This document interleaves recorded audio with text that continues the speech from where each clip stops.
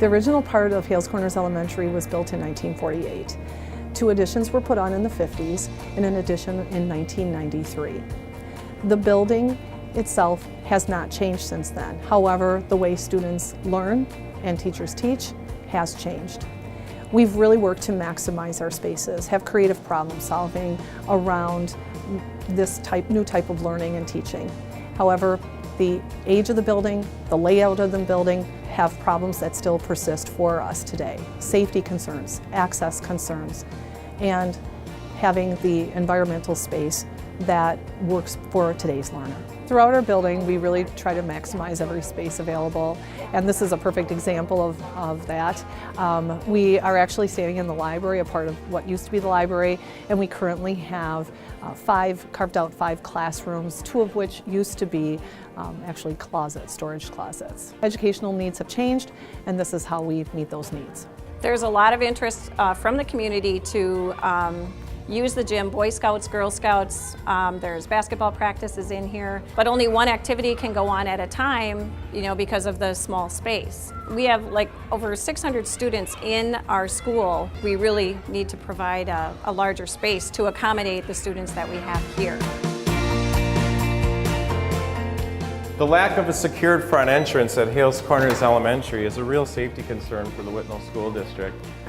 If I'm a parent or community member and I've just been buzzed into the school, I now have total access to the building and can go down any corridor I want prior to checking in.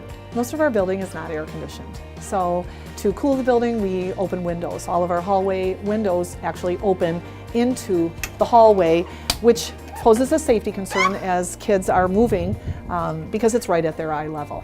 We have a parking lot that is in the back of the school, furthest away from our secure front entrance. Therefore, half of the staff have to park in the neighborhood to come to the building each day.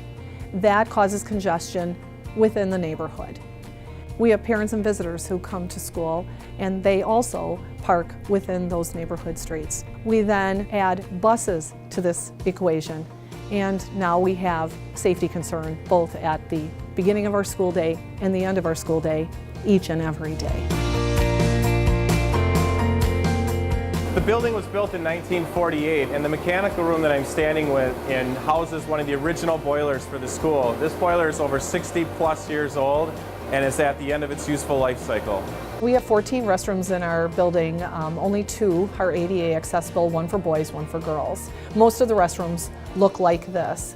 They're very challenging for someone with a disability to navigate into the restroom, and even if they did get into the restroom, there would be not a stall to accommodate their needs. Hales Corners is very spread out. It can take a very long time to get from one place to the other, especially for some of our students with special needs, whether it be physical or any other kind of special need. A lot of times we have a student who may be kind of emotionally dysregulated, may require a breakout space to kind of calm down and get back into a place where he or she can learn. And when that occurs, a lot of times we like to bring them down here to the sensory room. Unfortunately, because of the way that our school is laid out, it takes a very long time to get here just because of the layout of the school building. Because of the age of the building, we have some ADA issues. We have been able to resolve some of them. A couple of them that still persist, we only have 1 accessible entrance. It's at the front of the building, the Godsell Avenue entrance. And there are some spaces actually in the building that are not accessible at all. Our instrumental music room, which is 28 steps up and down for our students taking lessons. Educating students and keeping them safe during the day is our primary concerns.